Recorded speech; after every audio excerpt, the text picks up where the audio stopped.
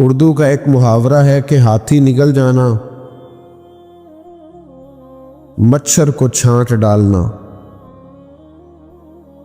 ہاتھی پورا کھا گیا ہے اور مچھر آیا ہے تو مچھر کو پیچھے ہٹا دیا۔ بڑے بڑے کبائر ہیں، بڑے بڑے گناہ ہیں، ان پر توجہ نہ کرنا، اور بعض ایسی چیزیں ہیں جن سے مکمل پرہیز کرنا، اس پر غور ہی نہ کرنا۔ حضرت عبداللہ ابن عمر رضی اللہ تعالیٰ عنہ سے مسئلہ پوچھا اہل عراق نے۔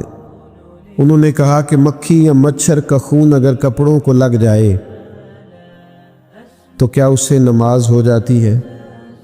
تو حضرت عبداللہ ابن عمر فرمانے لگے، مصطفیٰ کریم صلی اللہ علیہ وسلم کے بیٹے امام حسین ابن علی کو تم نے کربلا میں شہید کر دیا، اس خون کا مسئلہ تو تمہیں یاد نہیں آیا، مکھیوں اور مچھروں کے خون کے مسئلے پوچھتے ہو۔ اتنا بڑا کام تم کر گئے، اتنا بڑا جرم تم نے کر ڈالا، اور اب یہ کہ مکھیوں اور مچھروں کے خون کے مسئلے پوچھنے لگے ہو۔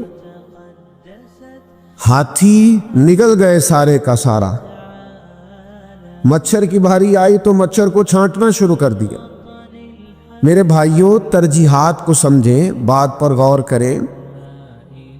بعض اوقات عبادت بڑی ضروری ہوتی ہے،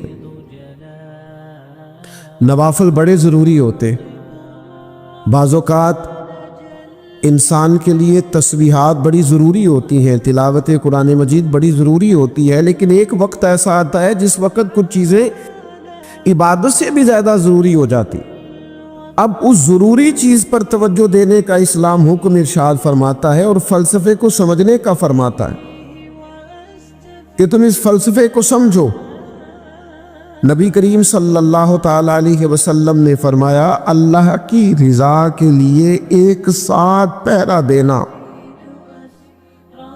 کسی اسلامی سرحد پر اللہ کی رضا کے لیے ایک گھڑی پہرا دینا لیلۃ القدر میں حجر اسود کے پاس کھڑے ہونے سے زیادہ فضیلت والا عمل ہے۔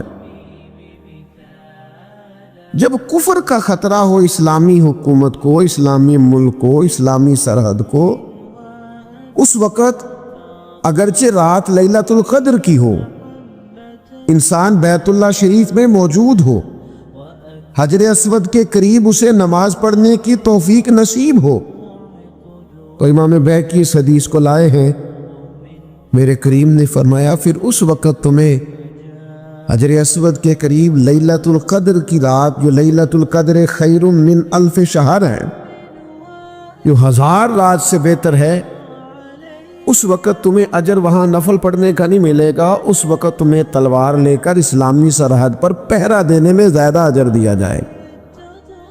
چیزوں کی حقیقت کو سمجھا جائے گا، ان کی ماہیت کو سمجھا جائے گا۔ درویش سے میری ملاقات ہوئی تو وہ بڑے بھولے بھالے تھے، ان کے بچے بھی بھولے بھالے تھے۔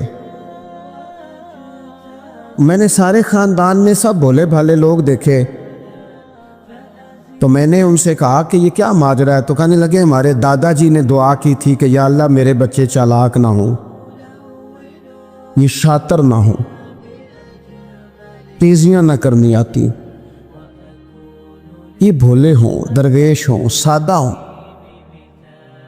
اولاد شعور تیز تراک ہو جائے نا، چالاک شاطر ہو جائیں، تو وہ تو ماں باپ کو بھی روز کوئی نہ کوئی کہانی سناتے ہیں،